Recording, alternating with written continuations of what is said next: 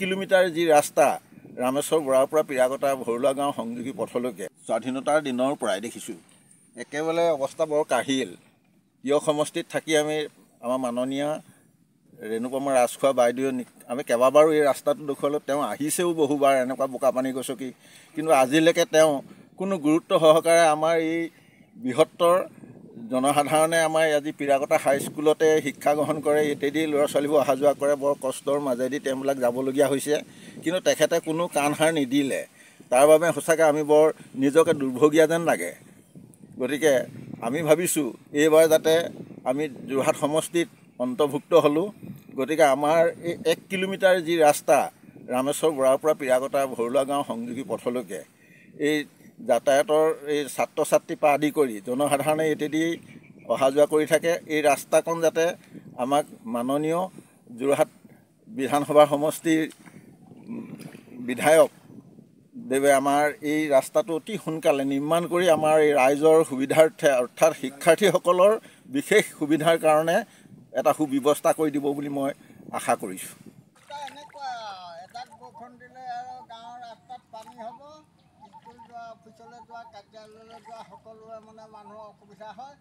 গাঁৱৰ সাধাৰণ মানুহে ইফাল সিফাল কৰিব নোৱাৰা হয়, বাইক উলিয়াব নোৱাৰা হয়, চাইকেল উলিয়াব নোৱাৰা হয়, পেণ্ট পোছাবলগীয়া হয়।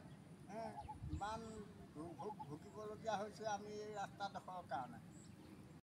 2015 চনৰ পৰা এই পিৰাগতা দেৱান ভৰুৱা ৰামেশ্বৰ বৰা LP স্কুলৰ পৰা পিৰাগতা মহেশ্বৰ ভগৱতী সংযোগী পিৰাগতা ভৰুৱা গাঁৱৰ এই ৰাস্তাটি আমি চৰকাৰীভাৱে নিৰ্মাণ কৰিবৰ কাৰণে আমি যোৰহাট জিলা উপায়ুক্ত মহোদয়ৰ লগত যোগাযোগ কৰি এখনি উপায়ুক্ত মহোদয়ৰ যোগেদি কাৰ্যালয়ৰ বিভাগীয় PWD ডিপাৰ্টমেণ্টত আমি আবেদন দিয়া হৈছিলে।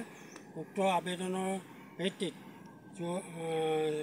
চিফ ইঞ্জিনিয়াৰ অফিচৰ PWD অফিচলৈ এখনি SDOয়ে লেটাৰো পেড কৰিছিলে, কিন্তু উক্ত পথটোৰ 2.5 কিলোমিটাৰ ধৰা হ'ল যদিও 1 কিলোমিটাৰ আমাৰ ৰাস্তাটো থাকি গ'ল। এই ৰাস্তাটোৰ অৱস্থা অতিকৈ বেয়া আৰু এই ৰাস্তাটোৱেই আমাৰ 2-3খন গাঁৱৰ ল'ৰা ছোৱালী পিৰাগতা মহেশ্বৰ ভগৱতী হায়াৰ ছেকেণ্ডেৰী বিদ্যালয়লৈ অহা যোৱা কৰাৰ একমাত্ৰ মূল পথ।